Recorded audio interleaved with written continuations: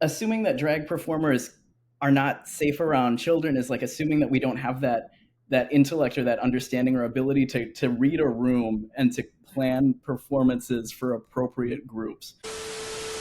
Hey, hi, hello, and welcome to the Queer Vision. Today we sat down with Soph Myers-Kelley, or known as Sofa King in the drag community. They are a drag entertainer. They do drag story hour.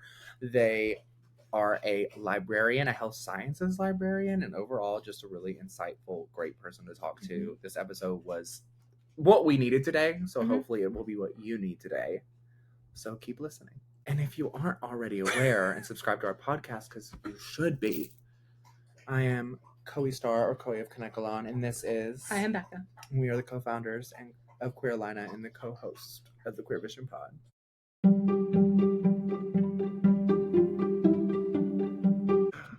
Thank you for sitting down with us today. I'm so excited to have you on the podcast finally.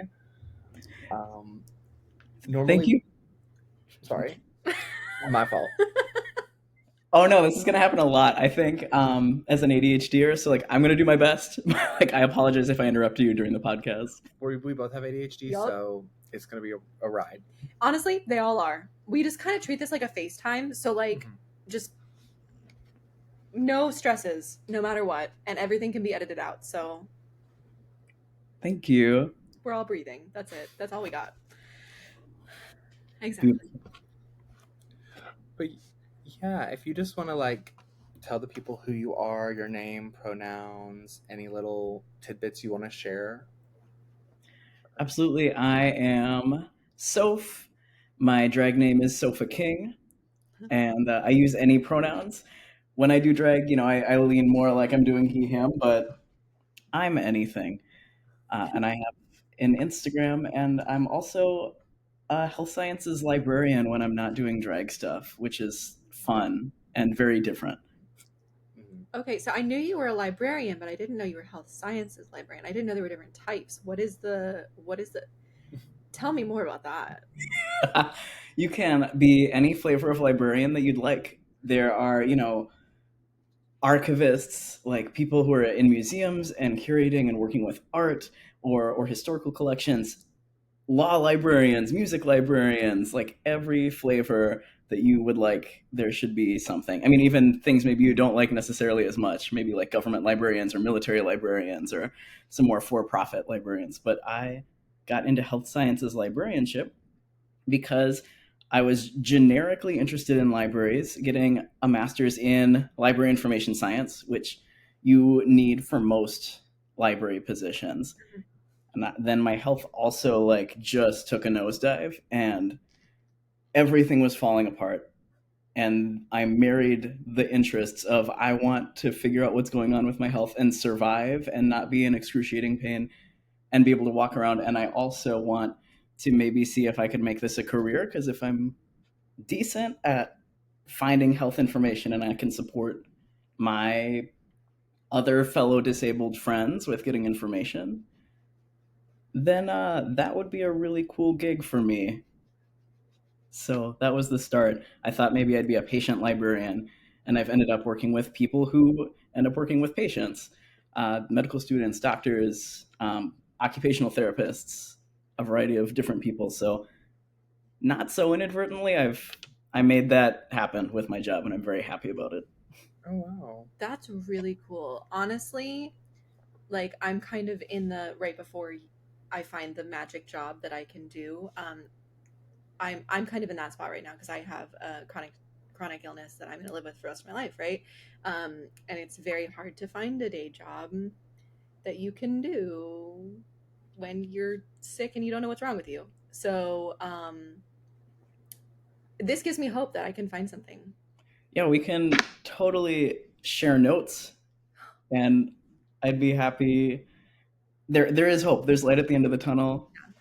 And when I interviewed for the job that I'm in now, it was my first interview. I'm in Minnesota, mind you, so it's a virtual interview with people in North Carolina. They have the Southern drawl, and that terrifies me because I'm like, does that mean you are going to hate me for who I am? Oh yeah. I don't know what that means yet. And I disclosed all the things I am. Like, I'm queer, I'm transgender, I was not passing as a man, and I also am autistic. I also have hypermobile Ehlers-Danlos syndrome, which is a connective tissue disorder. Ew. That's okay. Yeah, well, you and I are gonna have to trade some notes later Okay. about like yeah what you're looking at or what you're trying to get diagnosed because I might be able to share some notes. But they asked me for a second interview. I didn't think they would after all those disclosures, and then they hired me. And then so there are people who are like, yeah, I can definitely work with you. I know you're disabled. I know you think differently than I do, and I think that is what makes a good team. Like that's what I want to see more of. But there are groups out there that would totally hire you for whatever you're interested in doing. That's amazing. Honestly, like I've always thought that obviously like you get a group of people together. If you all think the same, what's the point? Like you're not going to come up with a new solution. Okay, perfect, perfect. This gets into drag. This gets into deviance, neurodivergence, queerness, the things, the beings, the identities, the flavors that are not the norm are what disrupts society and creates beautiful things and makes change. But in some political times and historical times, those are the people who get attacked because we stand out and because we're suggesting that we can do things differently. Mm-hmm. So, yeah. So with that, like, what? I guess because you did briefly touch on drag, what was your start there? Like, how did that happen for you? Yeah, I okay, there's a gender affirming care clinic in the area that was doing a fundraiser. Like they were just getting started. And so I had a colleague who knew I was interested in doing drag, and she took a chance on me, and I did very, very amateur early drag. I tore a dress off, and I had my top surgery, so it was like people were very into that. I did the trans flag moment, as Nice. is custom for any trans person who's also a drag performer. But all these happy, drunk health professionals gave me a lot of tips, and my future drag mom was there performing as well. Wow. And she and my drag sister and my drag mom was like, "That was your first time? Like you, what do you mean that was your?" And it all fit into place from there. And I've since been slowly getting more into drag. I wish I could be faster. Some of y'all are doing performances all the time, but I just don't. Talking about EDS, I just don't think I have that energy right now. Yeah. That's Maybe valid. someday. It's much easier to hurt yourself when you're dancing too. I did the splits. Like, Oh I can God. do the splits well. I can do the splits well, but this I was too cocky, and I like my knee was the first thing that hit the ground, and I'm like, oh, this is gonna. But yes, you're so right. You need to be careful, Yeah. whether you have EDS or you're just hypermobile and bendy. Like, do not do all the party tricks just because you can. Yeah. I mean, I know it's a lot on any like able. I don't know what the right term is. Able-bodied. Able-bodied, right? Please correct. Okay, I was like, correct me if I'm wrong. But yeah, like any like able-bodied person. So I can only imagine how much like more tasking that would be. So yeah, Right? definitely give yourself grace. I've been thinking about that. I feel like there are a lot of people who also identify as disabled in the drag community. Mm-hmm. And I've felt like drag is a more accessible performance opportunity for them Mm-hmm. in some ways because you can do a short performance. You're doing a 3 minute or a 5 minute performance. Maybe you're doing two numbers in a night. And you're surrounded by all these other people who might also have these identities and understand you. They might understand if you have to leave early or if you're wearing sunglasses because it's too bright or you have loop earplugs in or whatever. So I want to talk about that more at some point. Not, I don't know if here's the best point, Yeah. I'm interested if other people agree or if they've noticed that in drag spaces. Yeah. I feel like, I think it's like, I don't want to say 50-50, but I feel like there's definitely two sides to it, right? I think that there is a huge side of the drag community, and I want to say the majority of drag spaces that are like what you described. I feel like a lot of queer people are like, okay, like we already get it. We've already overcome all these other things. Like, why are we going to judge people based on disabilities? That being said, I think there's also that notion like you have to pull out all the party tricks. You Mhm. have to do the dips and the splits and this or that. And then if you add the layer of like, are you a king or a clown or a thing and not a queen, then that only adds more of that pressure of like, oh, then you have to be over the top. So It's nuanced. I think it's nuanced. I Mm-hmm. think I definitely get what you're saying. Whilst there's also like that other side. You're right, and I'm. If you see me responding, it's because I'm just like, you are correct, and I don't want you to be because I want. And yet I've felt that because I've had to cancel maybe two shows, and I feel terrible about it. And I know that leaves an impact, and I know there's nothing I can do about it if my body isn't able to do that. Or similarly, I've done a performance in the last 6 months where it's like I am doing 120%, and I know it's not enough for my standards. And I feel like I'm not giving as good of a performance, even though, that's not what you hear. Audience likes it, but you do keep really high standards for yourself, especially if you're not a drag queen, and feel like, yes, that could impact you negatively in your career or with your relationships with other performers and producers. Yeah, I will say, like, hearing you say that, I mean, I similar thing, right? Like, there's things I used to be able to do that I can't do now, or that, like, but I'm still holding myself to that standard, right? And so, like, I feel like being able to shift that mindset is a very, very hard thing to do and takes a long time and takes being around the right people. Like, honestly, being partners with Koee in this whole thing that we're doing, it makes it so much easier because we both have like some form of a disability. Like, ADHD, Ehlers-Danlos, like that, like a bunch of different things affect both of us. And so, like, that's when we can look at each other and be like, okay, now is when you need a push versus, okay, now is whenever you need a break. But like, honestly, I mean, I don't perform, but whenever we go to the drag shows, like our launch party, I had a boot on because I freaking twisted my ankle to shit.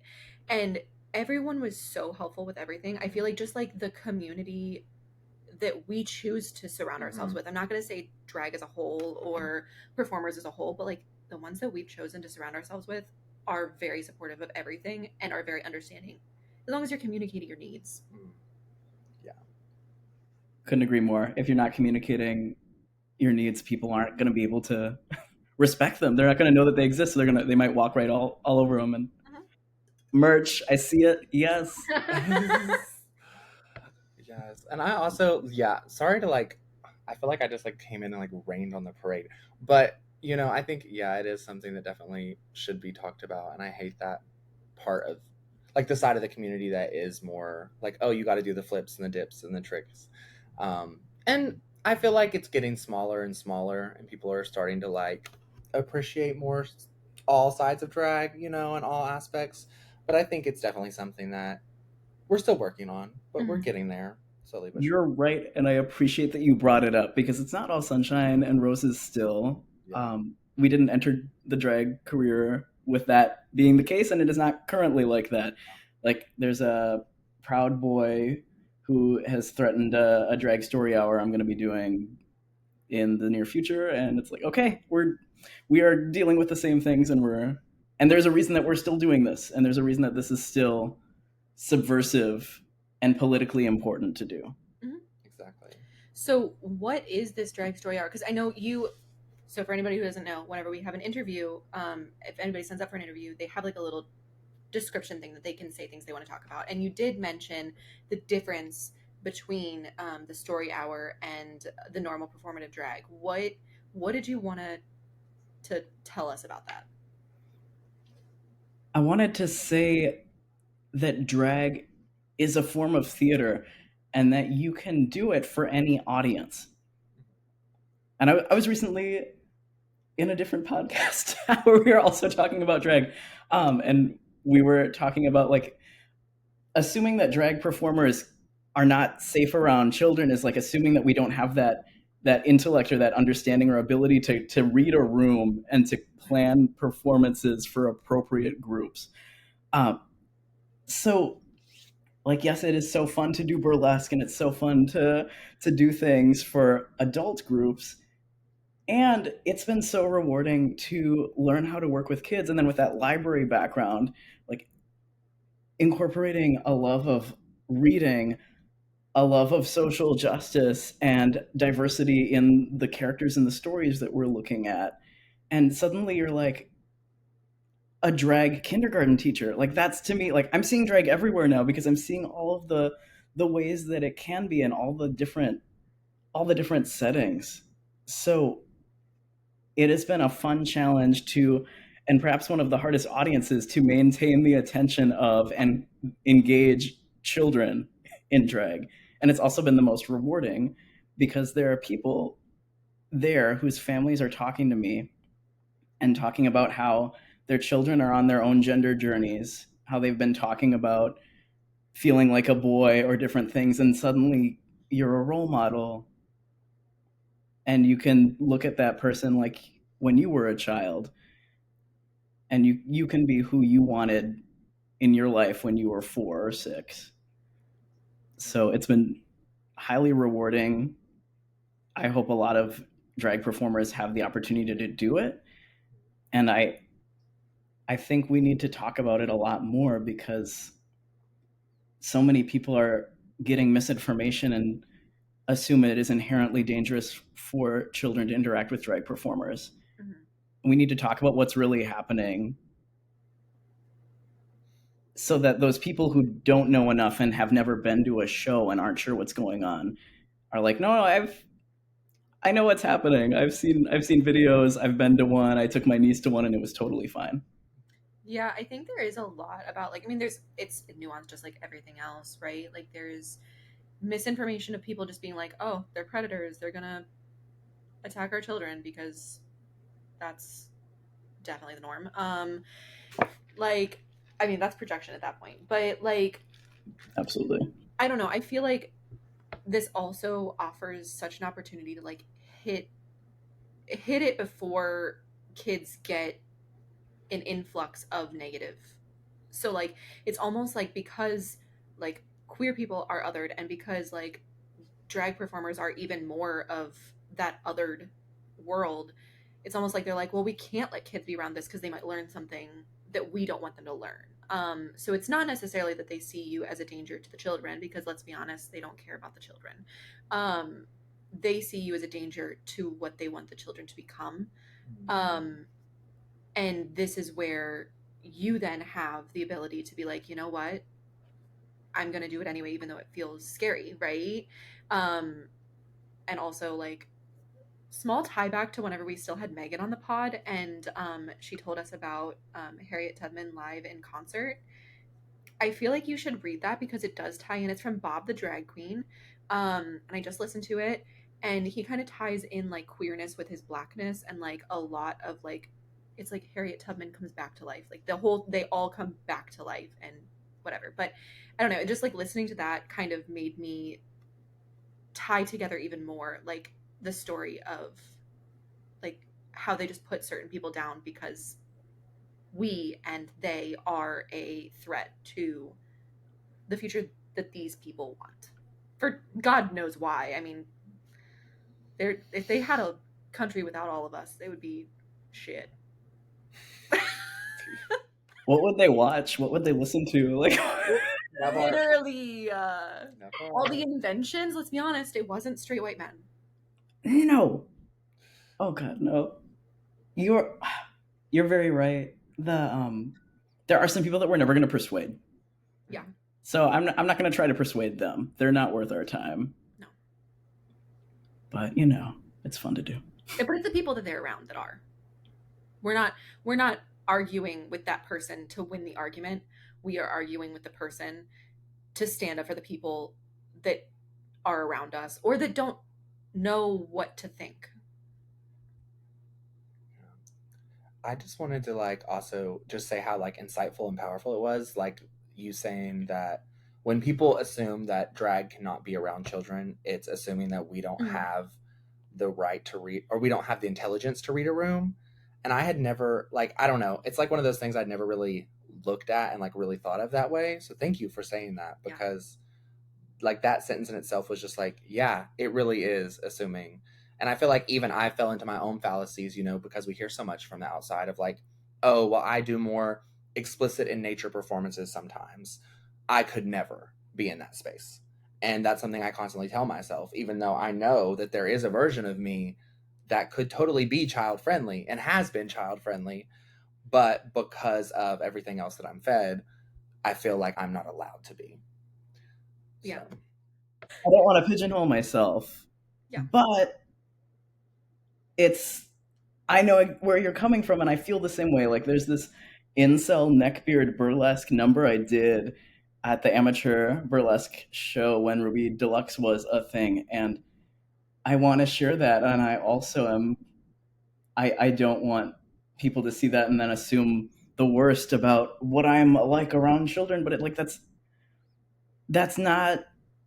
There's one and the other, and I can be both and do both. So I'm still trying to grapple with the multiplicity and the expansiveness that is the many flavors of my art, and that I am certain is yours and many other performers, and also how do I share that or advertise that appropriately and not kind of shoot myself in the foot. And I think that means I just need to post it. I think that's what that is at the end of the day, and like to heck with anyone who wants to hate about it. But yeah, it definitely is a hard thing though. And I totally get where you're coming from because I'm the same way. And when you look at like traditional like branding, I think that's something like as a culture that we're like hitting a new wave with and things are kind of changing because I feel like traditional branding it is like you pick the one thing, you do the one thing and that's what everyone loves for you, but I feel like it doesn't allow it doesn't allow space for the Multitudes. multitudes of people. I can't speak. Just the multitude that we all contain is what I'm trying to say. So it is a hard thing, especially with like modern day society and social media and branding and trying to build your audience. But I think it's something that's important and that we're getting to a good place with. I mean, that's why we kind of started. We haven't really talked about it a lot. So I feel like there's still some nuance around it. But we started Nasty Queer, which is like our more adult 18 plus side of like Queer Alina. So we plan to do more with that as like time goes on. But I think that it is important to be like, okay, like here's a more family friendly version or PG-13, and then here's like, that the the side that is more 18 plus, 21 plus, whatever. Yeah. But also, quick question for the world. Every single country does it differently. And, like, I mean, I don't know, if you travel, like, you can see that they treat bodies differently in different spaces. Why do we inherently see showing your body? And I don't mean like, okay, when you're doing suggestive dances, I get it. I get it. You're purposefully being lustful, you're purposefully encouraging that behavior. But like when you just exist and you just happen to have less clothing on than the person next to you, it doesn't mean you are suggestive. It means somebody feels suggested by you. I don't understand why we are so overly sexualized. And I know that's like, I mean, obviously, like when you grow up as a woman, you have seen that your body is overly sexualized from a young age. So, like, it makes you want to cover up a little bit more sometimes. But, like, also, like let's show these children that you don't have to be afraid of your body. Like honestly, I'm sitting here at 30 years old and I'm finally going to like shows because let's be honest, I don't like leaving my house, but like doing this, I'm like leaving more and I'm going to these shows more and I'm being around more people that are like in my community. I'm seeing people that are like bigger and not afraid of their body. I'm seeing people that have like more body hair and aren't afraid of their body. Like I'm seeing like things that I have been told to shame. And I'm like, oh my God, it doesn't matter. Like, nobody cares. They just love me, you know? And so, like, I want kids to feel that. Why do we not want kids to feel that? So, why are we afraid of them seeing this? oof. One of my favorite memories when I was in Japan for like 4 months was going to a mixed onsen, a mixed bathhouse. And at the time I was like I didn't know I was non-binary at the time or trans. I wasn't on hormones, like just full femme realness. Hourglass. Okay, but we're in a mixed bath. just had to throw that in as an Bodysuit, we got it. okay. So there were like men, there were women, there were couples, there were grandparents, there were children. We were all just hanging out in the hot springs. Nobody cared. Nobody looked at each other, like nobody bothered each other. I know that's not the case all across the board. I mean, there was a term of kind of like crocodile men, of people who would be like kind of sitting and lurking, waiting for women to come in from the changing room to go into the bathrooms. Like, yes, there are creeps everywhere, but there were these spaces where it's like it is inherently non-sexual to be naked here. You can hang out and be yourself. We're all here to relax. We're all here to replenish ourselves. And I think we're missing that in the United States. We have sexualized the body itself rather than particular contexts where sexuality is appropriate or inappropriate.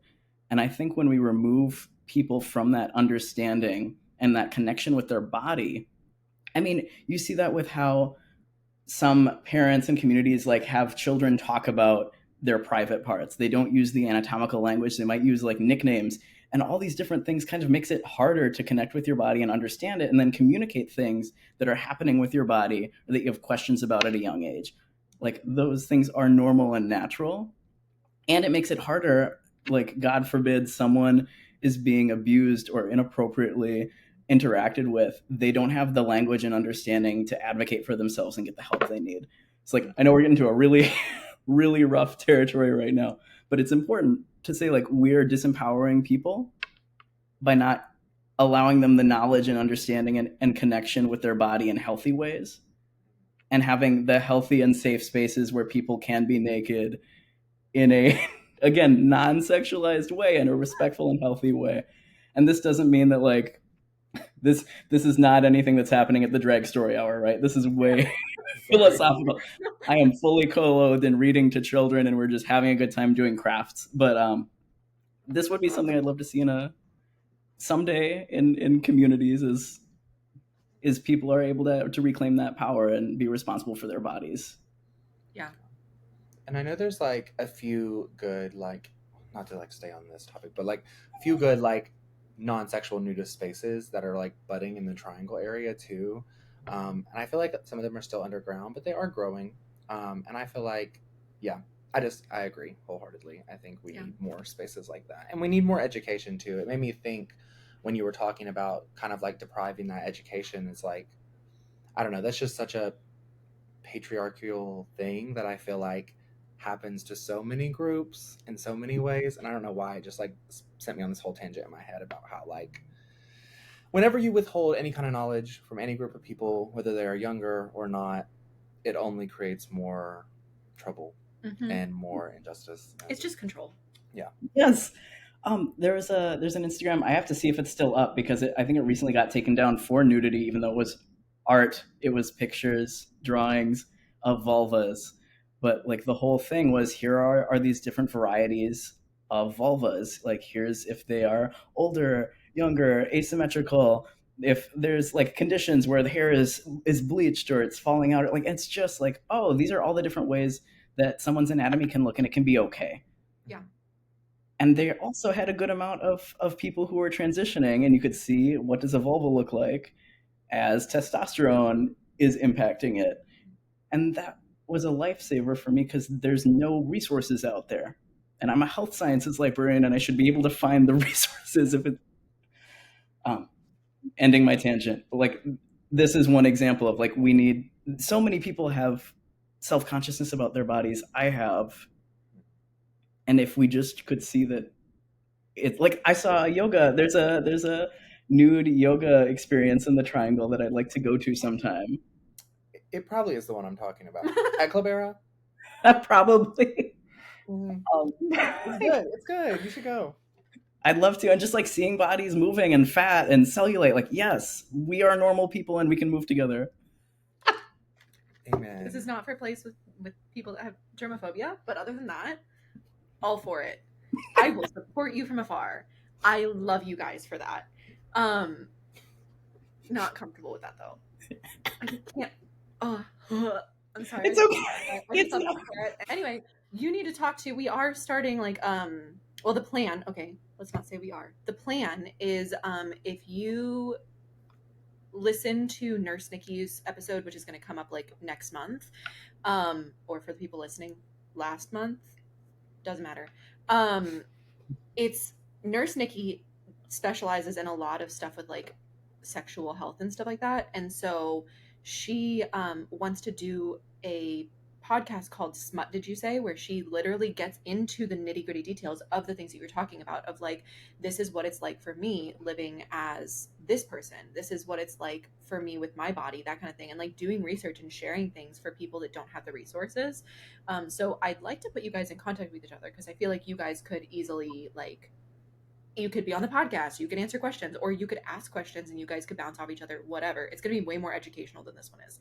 This one's just like conversation, FaceTime. That one's going to be more like, okay, let's get to the nitty gritty details and help people. But yeah, so that's amazing. But also, I did have a question for you. You said what you did to get into drag. How long have you been in drag? Ah, mm. Like, or not? You don't have to answer. It's fine. Oh, you're great. I'm just like, it's such, like, I did that and then I didn't do drag for like 6 months to a year. It happens. So it's been like 3 years, but like I feel like I'm in my first year with how I've seen other people progress over 2 years, 3 years, 4 years. Like they are like sewing everything and making all their wigs. Like they are like taking a dumpster and like single-handedly creating couture. And I'm like, I don't know how you do this. Like I'm still figuring out how to do my makeup to the best of the ability that I can. So like I am learning. Yeah. I think like we all are, and it's easy to look at, I don't know, like the who's going and inclining at what speed or whatever. But I mean, that I hope that sentence made sense. It did. But I feel like it's so different for everybody, and you got to think like what skills people come in the room with also. Absolutely. Like I feel like I've been really grateful for like the way my growth has been, given that I've been doing drag a little over a year. But that being said, I also was doing makeup for like 7 years online. So like I've been doing drag, but I haven't been like performing. So, and there's still stuff that I'm learning every day. Also, art isn't a competition. That part. You're just having fun and you're enjoying, and people are going to see that. And I feel like if you're trying to be somebody else because you see that they are succeeding more than you, or like they're succeeding in the way that you want to, and you start emulating them, you're not emulating yourself. You're not expressing yourself. So I mean, I haven't seen you perform. I haven't seen half the people perform, let's be honest. But I'm sure that you are amazing because you have the thought behind it and you have the emotion behind it, and you're doing the best that you want to be able to do. You're so sweet. Thank you. But I think it really does show a testament to like, even like you saying that and being like, oh, like I took a break and I like sparsely. I feel like that also shows that you are doing it for the right reasons. You know, I feel like a lot of times we do feel like we have to always be like, gig, another gig, gig. And like sometimes that is some people's path, you know, but also at the same time, I've been there. I've been there, maybe not always with drag, but like with even like doing makeup content creation as a job. And I just wanted to make art. But then every day someone's knocking on my virtual door, management, and like, hey, I need another video. Hey, I need another video. You got to do this. You got do this makeup look, do this. And I'm like, girl, I just want to make art and live. Agree hardcore. Like there's a part of me that knows that, and there's also a part of me that just feels like I need to capitalize drag. And I think that makes sense, since for me one of my primary ways that I'm seeing other people, because I'm like you, I don't really want or have the energy sometimes to go out and support people, which sucks, but I see their stuff online and it's like, okay, they're posting this much, or they have a new look already, and it's very easy to compare yourself to other people, even though I know, and I need to think about my drag mom, because Satina Lure has a career, like works in education and doesn't do nighttime gigs. Like she just does daytime stuff, brunches, story hours. And it's a career that works for her. And like I need to like listen to my family and try and follow whatever my path is. I think that's a beautiful thing about drag though, is that it really can be what you need it to be, and what you want, what you need and want, and like what you make it to be. And I think whilst, you know, TV shows like RuPaul's Drag Race is good for like putting drag on the map, there's also that inherent, you know, double-edged sword that everybody talks about when you're actually in a local drag community, about how it does show one facet of drag that a lot of people feel like they have to be successful, when really the majority of entertainers that I know have something else that they're very passionate about as well, and it's more finding like this is their art, their artistic outlet, you know. So So, I mean, okay, this both of you transitioned into the thought that I was going to say earlier, so this helps. You're comparing yourself a little bit, but also you mentioned in your interview thing that you wanted to talk about like the queer commune. How has that helped and or hurt this thought process? Like, is it making you want to push yourself harder? Is it making you compare a little bit more, or is it encouraging you? In the first year, we were figuring out what we were doing, and we had a few people who've since moved on into their own like more traditional household unit, which I think works really well for them. But in that beginning, it was unintentionally and inadvertently, I think, a lot more competitive than any of us wanted it to be. There was this expectation of like, we're going to do our best, we're going to support each other, we're going to go to each other's events. And unfortunately, I think it had the double edged sword of like, okay, now I feel like I have to do my best. I feel like I'm not doing enough and I need to do more events, or I need to make a bigger impact on the community, or whatever the metric is. And I'm pleased that things have changed a lot in the last year. It's a lot chiller. There's a lot more of a like, especially with the political changes in the last year too. It's like, okay, we don't have to do everything and we shouldn't. We can rest, and like that is enough to like living every day as a non-binary person, a trans person, an ally. Like that's all I have to do. And so I'm really practicing resting now. I still need to remind myself because we've got that inner capitalist, the inner organizer all the time. But I don't want other people to feel the way that I've inadvertently made myself feel. That hit. yeah, that's so powerful because like a lot of times, you know, when you are in that comparison mindset, it's like me, I, right? And I even like could hear you switched it and you were like, no, other people. Let me focus on other people and focus on what effect that I'm going to have on others. And I think like being able to switch that mindset is so powerful because like you said, doing that shows other people it's okay to rest. It's Mhm. okay to not always be out there every single gig, every single this or that. Um, it's It's all a balance. yes, it's okay to be. Drag is all about standing out, and in some ways, like I'm gonna flip this, standing out, being the shining bright star you are, being different, being unique, and there also needs to be, and maybe I don't know where this fits in drag, but I know in my life it needs to be like there also is room for being normal, for being like dull, as in like in a state of rest, in a state of like it's okay to have the day job, it's okay to do this a few times a year or like once a year.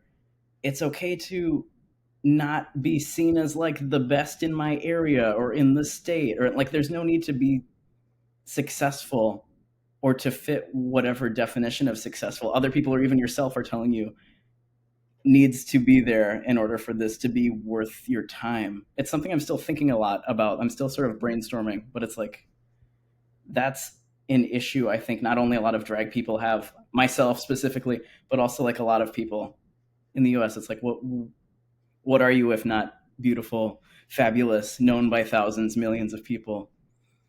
I'm sure y'all have thoughts on this too. No, yeah. Yeah. Honestly, like I feel like that stems out to everybody, right? It's not just the drag community because like I felt that too just like in being queer, right? It's like am I acting queer enough to be in this space? Am I and it's like wait a minute, I am queer anyway. It doesn't matter how I act. It doesn't matter if I'm wearing a crop top or if I'm wearing a sweater, right? Like I am still queer. Just like you are still a drag performer, whether you are glammed or whether you are wearing a t-shirt and jeans. Like you're still a performer and you're still performing. And I think that's kind of an extension of the capitalist and patriarchal thing that we've just been talking about anyway, of like the expectation of like time is money, and like you have to be perfect because if you're not trying to be perfect, you're not trying to make money out of this, what's the point? Like the point is to do something that you enjoy and to spread joy and to like also like I don't know, like be happy and stuff. And like is that Yeah. not the whole reason that we're alive? Like Yes. Thank you. You help me like there was like one point in there that I wanted to bring home, and that like connected a lot of this, and you reminded me of it. So thank you. And that is that I think many performers, or at least me, I should just talk about me. Like in general, there's kind of this like focus on how will other people view me, and that can include the good traits that you want to share, which can be like I want to be helpful to other people, or I want to be like kind. I want people to see themselves in me and be able to like be reflected and further understand their identities.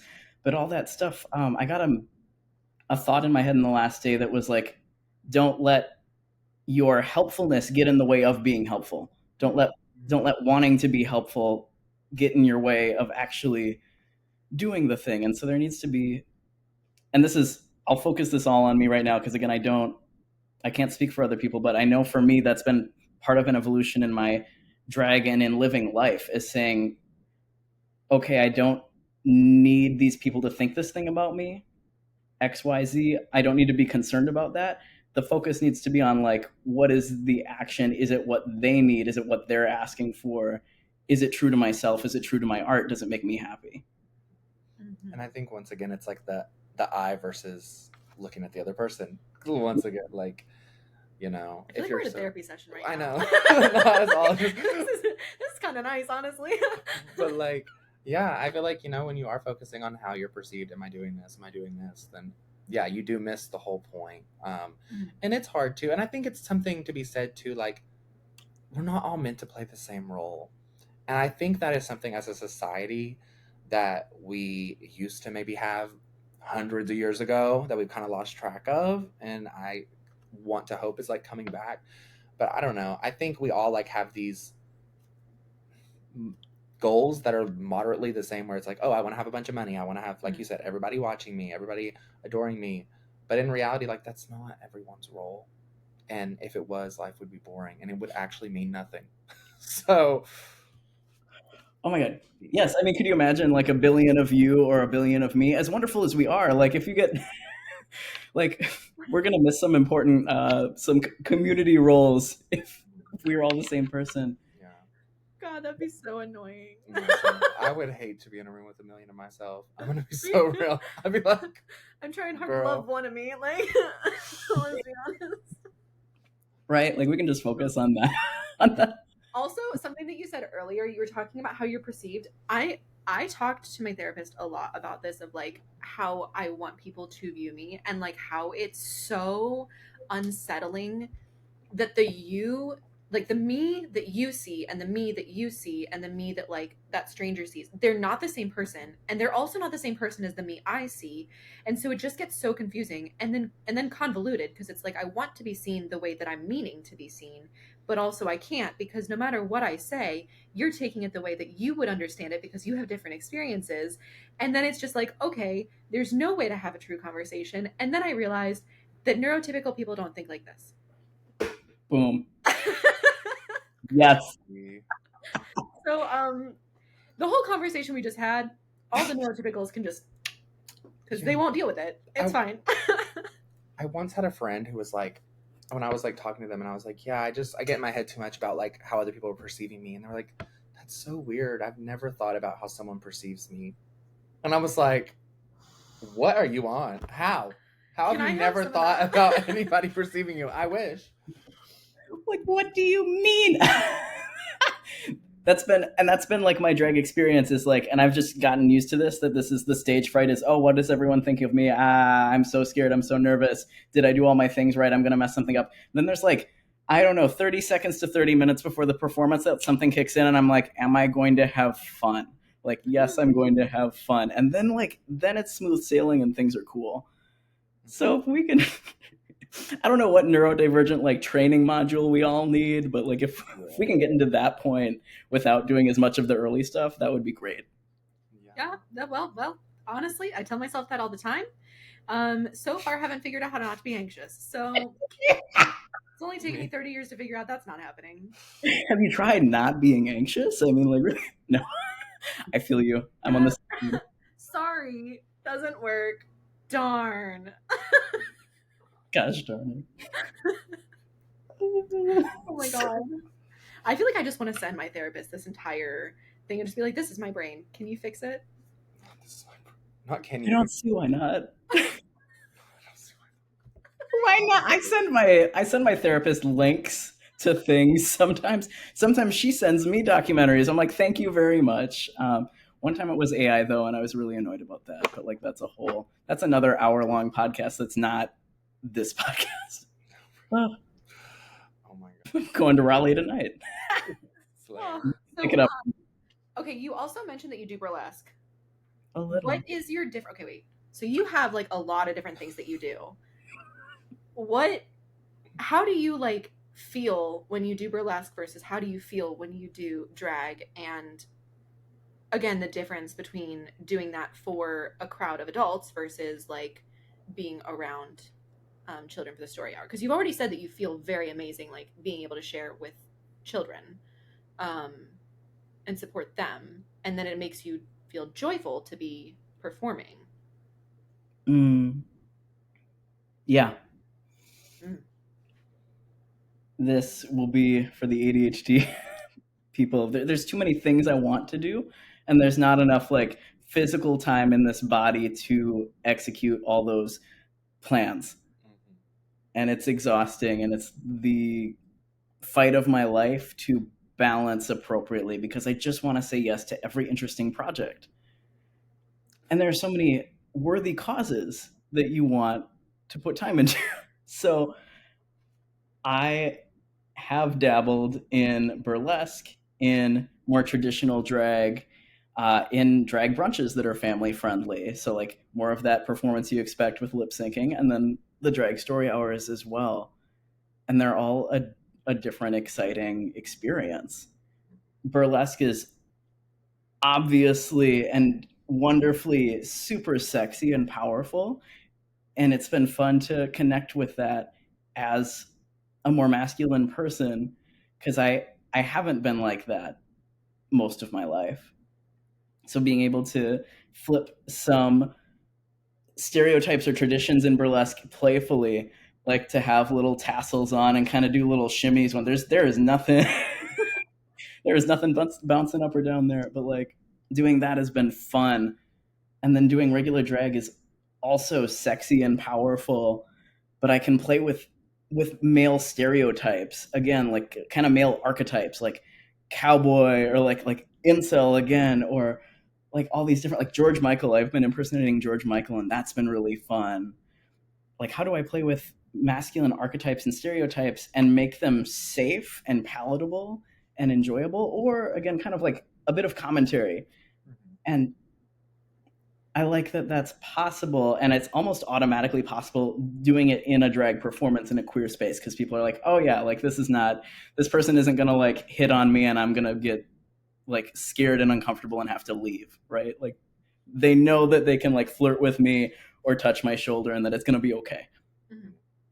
And then with again, it's just like with children, brunches or stories, it's like more restrictions on my performance that makes it more powerful. It's like, okay, I don't need to depend on those like sexual things or like words, like songs that have swear words in them, or all those sorts of XYZ things to be funny, to be charismatic, to be interesting, to hold a room for like 20 to 60 minutes. So they're all different challenges and they're all exciting.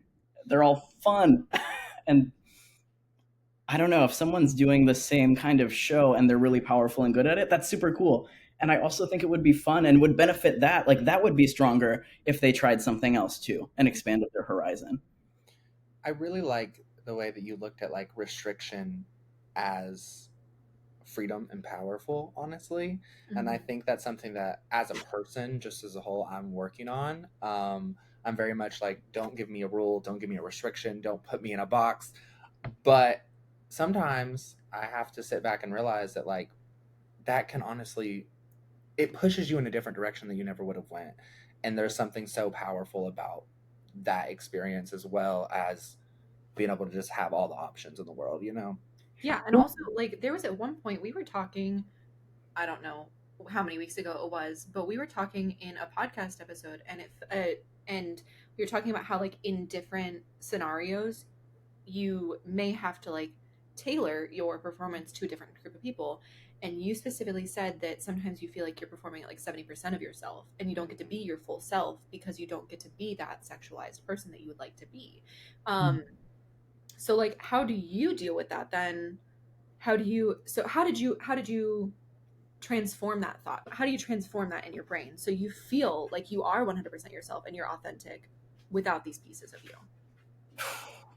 It's less of a transformation to me, or a translation, because it's it all feels like it's me. It's just me in different environments, but I'm there. Like we got the outfit, we do the song, or we read the books, or whatever it is. Like this is the package that the performance is flowing through. Mhm. And well, let's talk about masking, like, right? Like neurodivergence and masking. Like who am I?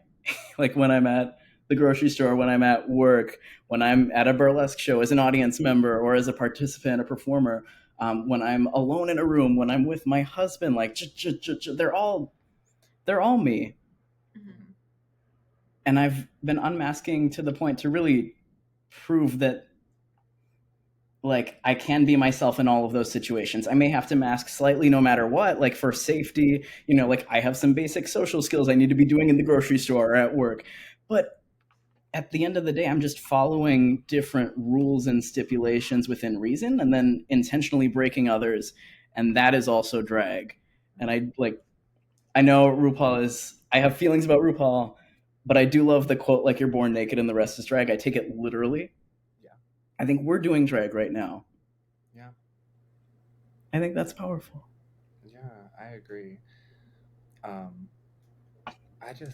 like that. I'm such a visual person, so I have this visualization almost of like a wheel too. And I feel like when you can really embody like that, you're just, I don't know, like one of those. And this feels weird. We did this Okay, last time. I'm sorry. like one of those little spinners, and then you're just like, oh, what dial am I turning to right now? like the wheel at times, or the wheel spinners, or like a gear. I don't know. Like it could be either, right? If you're feeling crazy and you don't know which one you want to be that day, then it could be the spinner. That's fair. You My just walked in your boyfriend. front door. Oh, I was Hi. scared. Hi, boyfriend. That's a dog. Okay. One moment. Okay, crazy. They're gonna go outside. No, you take your time. And I was seeing it as spokes. It's honestly just cool to talk to you too, because I've only seen you briefly in like those sorts of performance spaces. Mm-hmm.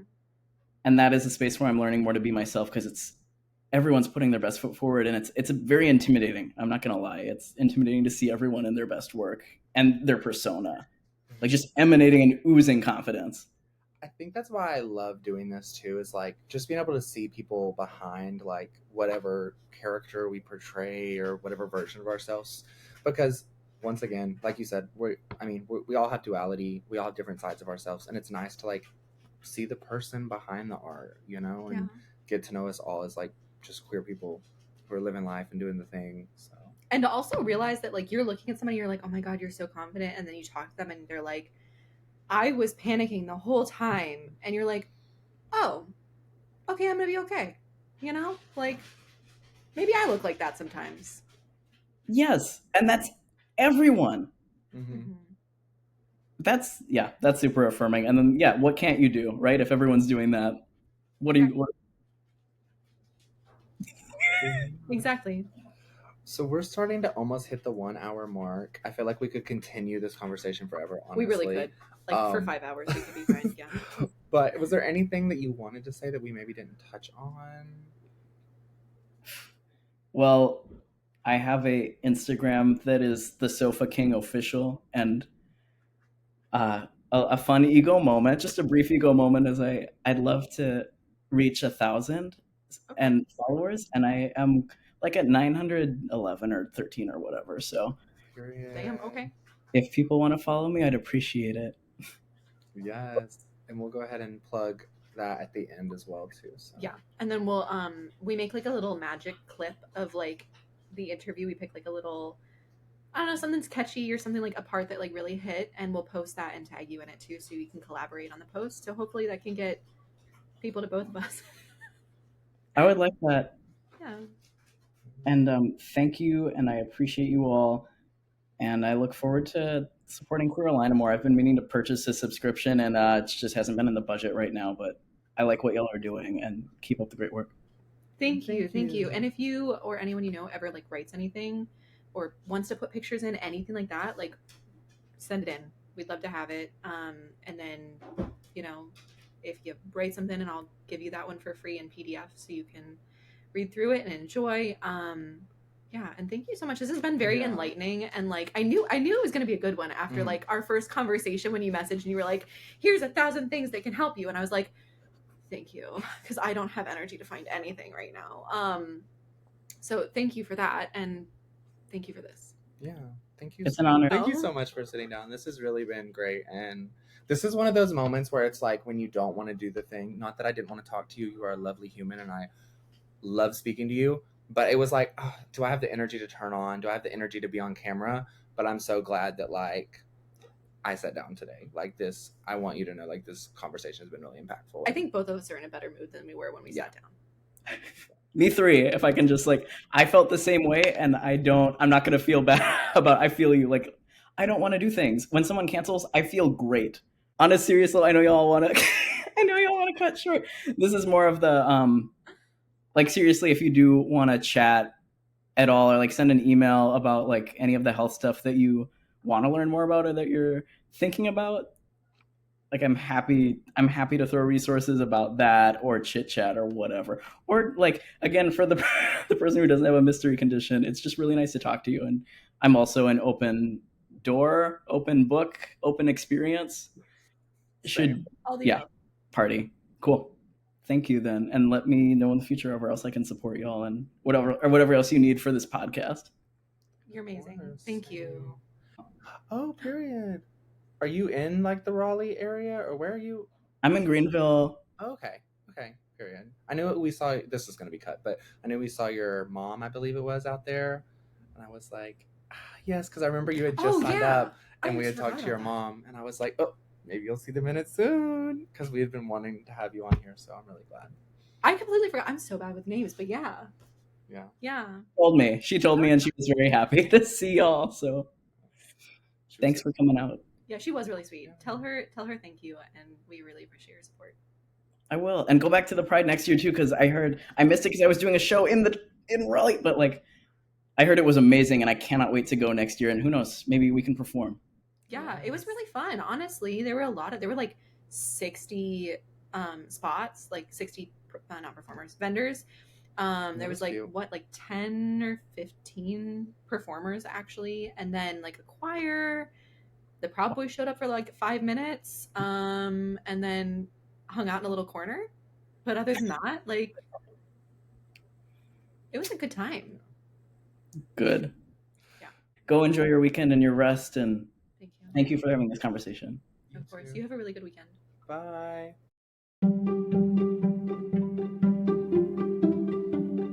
Hi, and thank you for listening to the Queer Vision podcast. Thank you for sitting down with us as we talk to Soph about drag, disability, honestly caring about our bodies, and being a librarian.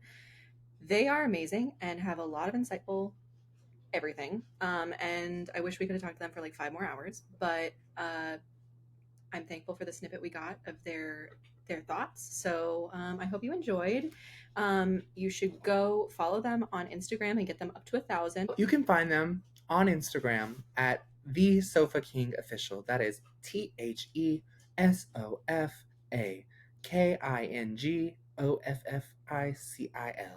It's IAL.